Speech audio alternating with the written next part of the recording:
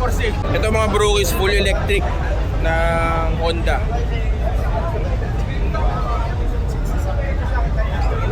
Parang Tron na.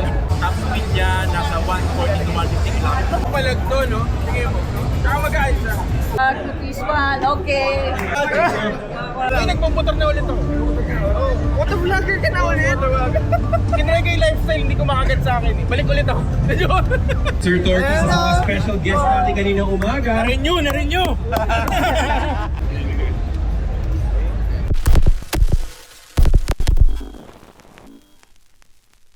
What is up, Rocky Stork here, and again we are back with another video. Yes, we are back. So for today's video, punta tayo sa Moto Market Centris. May meet and greet ang isang ex-MotoGP rider. Kilala nyo to. Malamang mayroon pa kayong helmet nito dati. So dapat ang gagamitin natin yung fire bleach, syempre. Wala nanganganib yung baterya. So best pa gaming tayo. Squadron na, 5 o'clock yun Sana umabot tayo, boy. Puro alikabok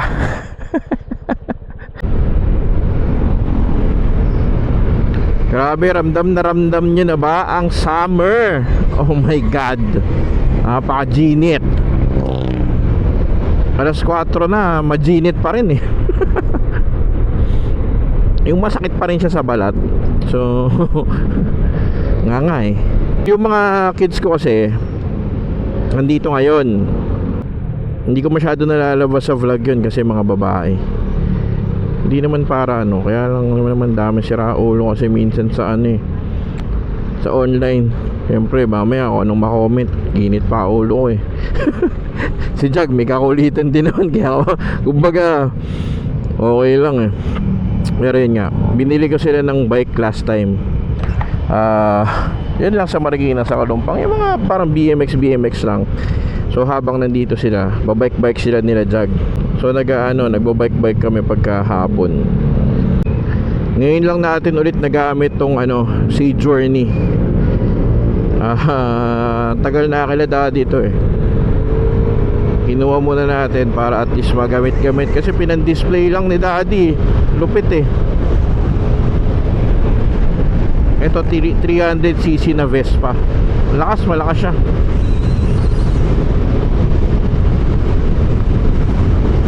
Setup na lang naman dito kasi kunwari suspension, preno, yan, napaka-critical ng preno kasi napakahina ng preno nito. Parang masyadong malakas yung engine para sa braking power niyang. Mabibitin. Kaya kita mo, nakapreno na ako, umaandar pa rin. Tamang Brembo lang naman, goods na to. Tas busina, yan, mga medyo critical sa scooter. Kailangan yan. Sarap gamitin Tas di mo siya maiisip na 300cc siya, diba? Ganda nito mga bro, Gladiator ba to? Gladiator ata yan. Pogi. Kaso Diyos ko, lumalaklak ng gas yan. Kung wala kang pera, bawal sa'yo yan. Lalo na sa panahon ngayon, hindi ko malaman kung kailan bababa yung gasolina or kung bababa pa ba. Ay nako, Philippines. I love the Philippines.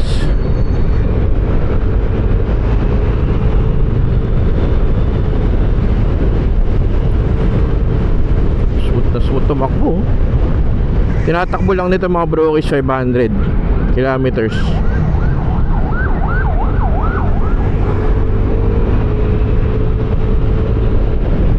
Literal na display unit lang. Nakuha ko to mga nasa 400 something. Basta wala pang 100 yun na itatakbo natin dito for sure.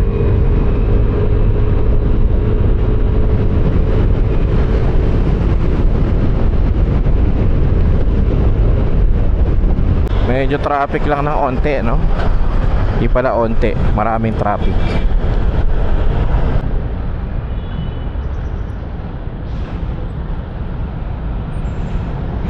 Wala pa akong Waze. Yun lang naman tayo sa Moto Market Centris mga bro. So ano ba to? May tae-tae pa. Sana alam na natin yung papunta, no? Ang dami alikabok, grabe. Ito kasing motor na to, nasa Salas lang to. Mami ko, mapulbus yun eh. Kaya puro pulbus yun. Ang daming ano eh. Yung alikabok nito, Sosi, Johnson's and Johnson's. Parang ako hirap ako isingit-singit tong motor na to. Parang ang lapad-lapad niya. O di ko alam dahil naka ano lang siya, naka normal na side mirror. Kilala niyo naman ako, lagi tayo naka-bar-in. Pero mas mahirap nga ang bar-in dapat. Naiilang lang siguro ano. May sapak lang talaga tayo. Ayan, sa bike lane para tayo. Uy! Mwah! Kagabi nasa City of Dreams tayo. May pa-welcome dinner ang Emerald Moto Market. So may mga ibang influencers doon, may konting media. Tapos may mga representatives ng Exxon, LS2, ano pa ba? Taichi. Yan, medyo pinagpawisan lang tayo ng matindi-tindi kasi may pag-usap tayo. Pero ganda. Siyempre may mga matututunan kang bago eh. Especially with the products that they have right now na ginagamit din naman natin.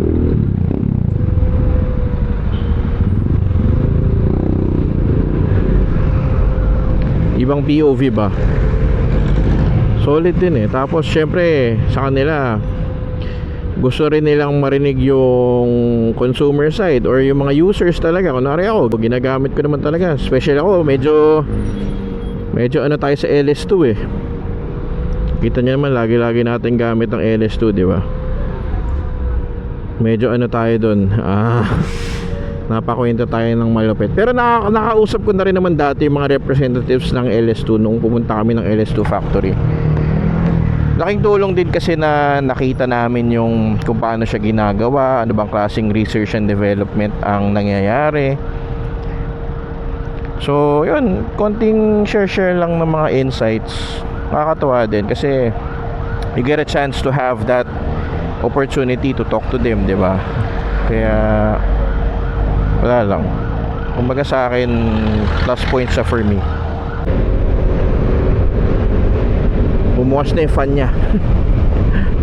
Ito nung unang gamit ko, kasi nakagamit ako ng GTS, mainit talaga siya. Ito kala ko nung una hindi mainit, putya mainit din pala. Especially if you're not wearing like, kunwari ako medyo Uniqlo na pants lang ito na manipis eh. Ramdam mo yung init niya, lalo na pag nagbukas yung fan. Kunwari ngayon medyo nadaan-daan tayo sa traffic. Iba rin kasi araw ngayon, napakalala. Bukas na yung fan niya, at least alam natin gumagana pa yung fan. Kasi karaniwan sa mga motor na hindi mo ginagamit, pucha, eventually may masisira at masisira dyan eh. At least ito gumagana pa.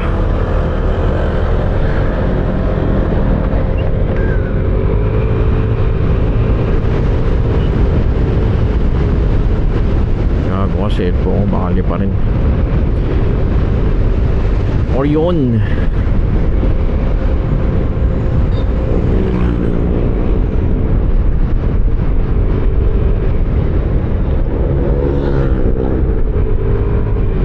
Apa pupunta?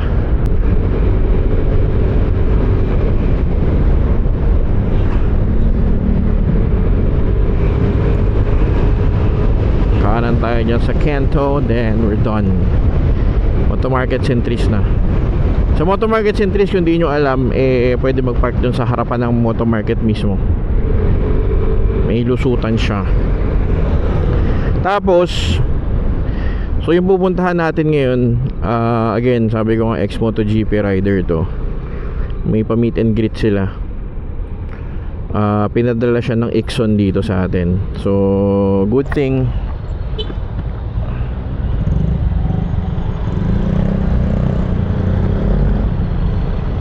Pinadala siya ng Exxon dito sa Philippines.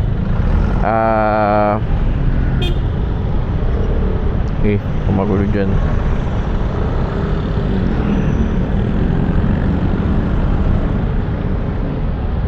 Yung mga ganitong opportunity kasi, ano lang to boy, literal once in a lifetime opportunity, di ba? Maka-meet ka ng kahit sa yung ex MotoGP rider pa rin yan. Nakaganda, hindi mo na kailangan lumabas ng bansa, di ba? Tapos may mga signed merch din na pamimigay later. Sana makakuha tayo, di ba? Lapit na tayo. Doon na tayo magketa-keta. Ethon Centris. After nyan, kaliwa ka lang dito. Hindi ko alam kung ito yung pinakamabilis na daan pero dito ako lagi dumadaan. Dire-diretsuin mo lang yan. Tapos sa dulo, kanan. Kaliwa dito. Ay, kanan pala. Pasok na tayo. Pero parking ba dito? Kala nila magbi-big bike ako. Angas naman ang ano natin dyan. Hindi ko nadala yung motor, nanganganib yung battery. Okay lang. Saan ba parking doon? Meron ba? Hi sir, nice to meet you. Nice meeting you. Also has CDR.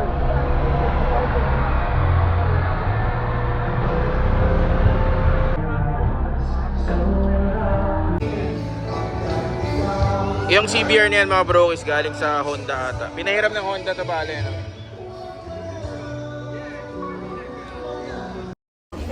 one. Next one. Dami. Gulat na, ang dami pumunta. Dami ting.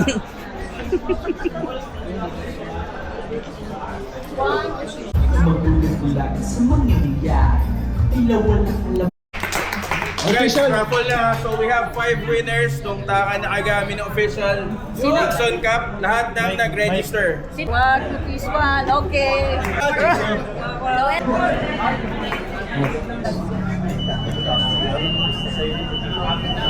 Congratulations, picture. Cellphone! Thank you. Thank you for coming. Oy, makina bukas Kita-kits Makina bukas, guys. Pagkuhan mo, tingnan mo kung mabigat sa'yo. Pero feeling ako, 450, okay na. Ay, hindi nyo naman po sa 883 Pero hindi siya sobrang bigat. Bagay ba, bagay? Fireblade for sale. Pero ganda. Yung mga kasama natin ngayon, mga off-roaders Off-roaders, kaya nakaka-OP. Tapos tayo, superbike, mahal pa ng gasolina. Yan ang totoong brake fluid. Sold! Kailangan nakagalong ko. Isang battery, 100 km. Tinatakbo, tapos 90 km per hour. At pag ginawa mo, Sagad yung 90. pag ginawa mo siyang dual bat, yung range niya magiging around 180 to 190 kilometers ang tatakbo niya. Tapos ang top speed niya nasa 140 to 150 kilometers. So ito na yung bago, AE7. Wala nang kasi yung nagamit natin before na test natin, AE8 S Plus ba yun? S Plus. Ito may mga sensor na siya, may radar na sa harap. Pag malapit ka sa mga ganong clearance lang, mag-a-alarm na siya. Ano siya, magta-transform? Charot lang. Ako niya may sasakyan sa harap. Oo, yun. May sensor na siya. May collision warning. Kunwari, tumakbo ka ng sa sobrang height niya, tumakbo ka ng 120. Tawag LTO kagad yung boy. Delegado! Automatic ka mo to. Automatic ticket. Revoke kagad, mga ganun. Hindi, pero itong Ziho kasi, under din naman ng CF to, di ba? So sobrang ako nakagamit ako as in, wala akong masabi. Sobrang high-tech. Ganda. Ako mga bro, ito yung ina-eye natin ngayon. Sabi ko nga, gusto ko nating semi-off-road, di ba? Ito, feeling ko pinaka-okay Di ba, ang ganda ng forma no? Pero mas gusto ko yung nandito yung Tapalodo, yung nakaangat. Ito, anong height mo? Anong height mo? 5'4". Wala, basic Kaya. Nakaka nakakatakot to eh. Buta biglang bumibili ng motor ng wala-wala lang. Palag to, no? Sige mo. Tsaka mag-aayos siya. Pasok sa height mo. Benta mo na yung Aerox. Ganda. Palit na tayo ng ano, may iba lang. Ganda eh, di ba? May harap. Ito na lang daw para ano, no? Sama-sama tayo. Good price. Sir, pwede ma-picture? Boss. Vlogging your vlogging. Ano mukha kayo ba? Pag nakasalamin, lagi kong kamukhaan. Mas makinis sa akin to eh. Guys, may idol tayong nakita dito. Lagi ko pinapanood to. Ganito pa lang ito pinapanood ko na ito eh. Minsan lang ano, lumabas. Ay, nagpumputor na ulit to. What a vlogger ka na ulit! Kinry ko yung lifestyle, hindi ko makagat sa akin eh. Balik ulit ako. Balik kasama ko si Corky. Pumunta pa kami ng... Saan ba ulit? Bali. Bali. Ah, Bali. Doon pa. Nagtahi ako. Ay, ride tayo ulit ah, seryoso. Big bike ko. Walang yan. Ilang beses kita niyaya. Actually, si Chow, lagi niya ako niyayaya. Literal, mga 4-5 beses akong tumanggi. Eh, wala yan eh. Iba yung mundo ko nung mga nakaraan. Babalik na. Uy, Big bike ba? Scooter? big bike! Ang layo natin pag nag-scooter. Ba't nakapuso yung big bike mo sa marketplace? Ano, testing the waters. Pag may gumagan, eh, di ba nag, di ba? Sige. Boy. Bro, ride tayo ah. Oh. Pag ano, namimiss ko na siya. Ito mga bro is full electric ng Honda.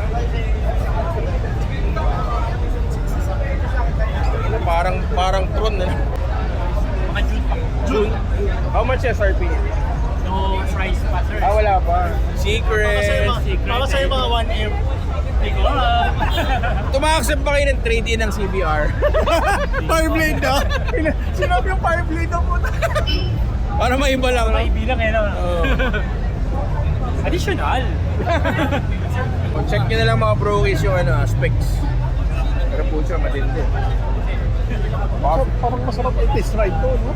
Yan, naka-ano pa yun. Naka Rosso 3 na, Diablo Rosso 3. Ano, laki ng battery ba yan? Battery yan. Wait. Nakakatakot kasi boy. Ako nakagamit ako ng electric na scooter, wild. Paano pa yan?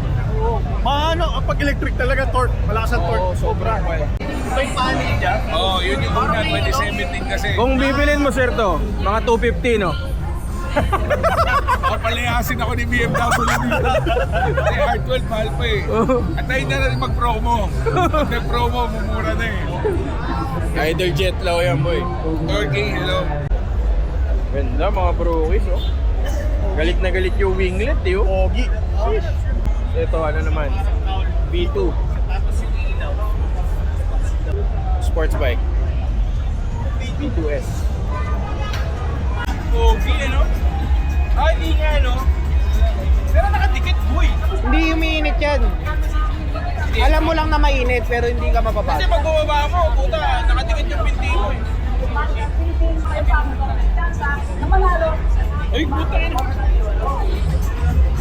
Pinakamayaman. Ay, ikaw, kapicture ka dito. Sticker ha. Ito bagong GX10R. Okay din oh. May winglet na. KLE 500. Pursuit of performance. Hindi nagbabago yung tsura ng Z1000 ano? Welcome everybody here nandito tayo sa Moto World booth. And we have a very special treat for you. Una, second day.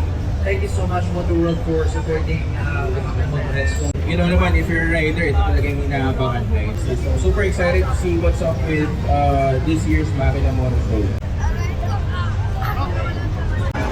Sama natin mga bro issue ano, Moto House. Pag Moto World kasi, meron silang second floor, may mga food, ganyan. Parang VIP area. Jose, syempre. Excited na Jose ako. 360. Excited na ako matapos to lahat. Pagod yun. Federal Parts Philippines. May mga batang makukulit. So Federal Parts Philippines kasi mga brokies, may mga available yan. Mga drive chain kit, or drive assembly, clutch shoe assembly, brake shoe, brake pads.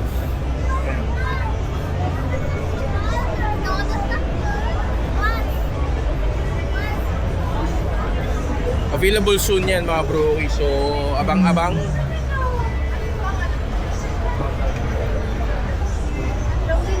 Federal Parts kasi mga brokies is Indonesian brand siya. So more on genuine parts siya, pero in terms of pricing, sobrang sulit. Budget meal. Again, budget meal without compromising the price. Check out their website. Labas natin yung link dyan sa baba para at least pwede nyo i-check yung mga available parts for your motorcycle. Yes, Sir Torque, isa sa mga special guest natin kaninang umaga. Narin nyo!